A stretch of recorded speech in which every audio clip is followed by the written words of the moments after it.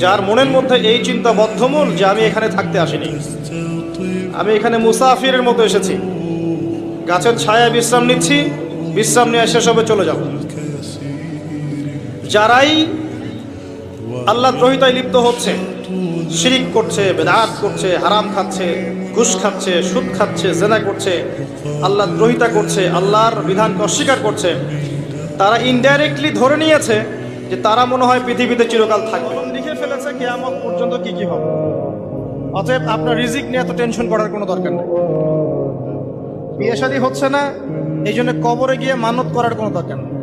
সময় মতো হবে ইনশাআল্লাহ। যখন রিজিক তাকদিরে লেখা আছে, সময় মতো ইনশাআল্লাহ হবে। যত বেশি আদায় করবে, আল্লাহ পাক বলেছেন লা ইন শাকারতুম লা আযীদান্নাকুম, তোমরা আমার শুকরিয়া আদায় করো, আমি তোমাদের প্রতি আমার নিয়ামতকে বাড়াই দিব। ওয়া লা ইন কাফারতুম ইন্না আযাবি লাশাদীদ, তোমরা যদি আমার অকৃতজ্ঞ হও, জেনে রাখো আমার আযাব বড়ই কঠিন। একটু কম মেলামেশা করো, একটু দূরত্বে থাকো, তোমাকে মানুষ ভালোবাসবে। আর তুমি যদি খুব বেশি ডুব দাও না, তখন তোমার মূল্য নয়। কিন্তু এই দুনিয়াতে যদি কারো ঘরে একটা নেককার স্ত্রী থাকে, সে ফিল করতে পারে জান্নাত কাকে বলে, সে ফিল করবে। এমনিতে দুনিয়াটা ফিতনার জায়গা, কিন্তু যার ঘরে একটা নেককার সুশ্রী পবিত্র স্ত্রী আছে, যে তাকে দিনের পথে চলতে সাহায্য করে, সে দুনিয়াতেই জান্নাতের ফ্লেভার পাবে। মুহাম্মদুর রাসূলুল্লাহ সাল্লাল্লাহু আলাইহি ওয়াসাল্লামের জীবনী গ্রন্থ অন্তত একটা বার এক বছরে পড়ে দেখতে হবে। পারা যাবে ইনশাআল্লাহ? একটা বইয়ের নাম বলে দেব, আর রাহিকুল মাহমুদ। প্রেমিক হবো কার? আল্লাহর আখিরাতে কতটুকু দাম আছে দুনিয়ার? আল্লাহ পাক বলছেন একটা মাছির পাখার সমানও না। একটা মাছির পাখার কি দাম আছে আপনার কাছে?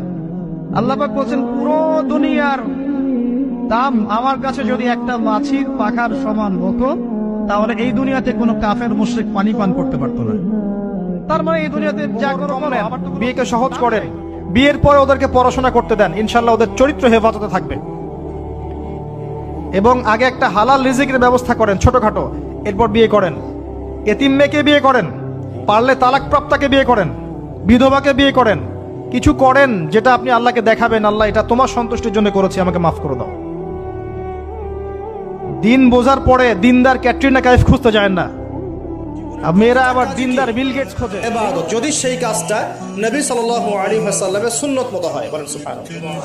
প্রতিটা কাজ এই যে এমনকি স্ত্রী সহবাস করাও, স্ত্রী সহবাস মানুষ কেন করে? এটা আমাদের প্রবৃত্তির চাওয়া, এটা প্রবৃত্তি দমন করার জন্য হালাল পথ প্রয়োজন। হারামে গেলে গুনাহ হয়ে যাবে, এই জন্য হালাল পথে গিয়ে স্ত্রী সহবাস মানুষ করে, এর মধ্য দিয়ে বংশবৃদ্ধি হয়। এই কাজটা তো আমরা আমাদের স্বার্থে করি। ইস্তেঞ্জা, পেশাব পায়খানা আমরা কার স্বার্থে করি? আমাদের স্বার্থে, অন্য কারো স্বার্থে। খাওয়া দাওয়া কার জন্য খাই? নিজের জন্য না অন্যের জন্য? ঘুমাই কার স্বার্থে? আমার ভালোর জন্য না অন্যের ভালোর জন্য? এই যতগুলো কাজ আমরা করি, ঘুম, খাওয়া, ওঠা, বসা, চলা ফেরা,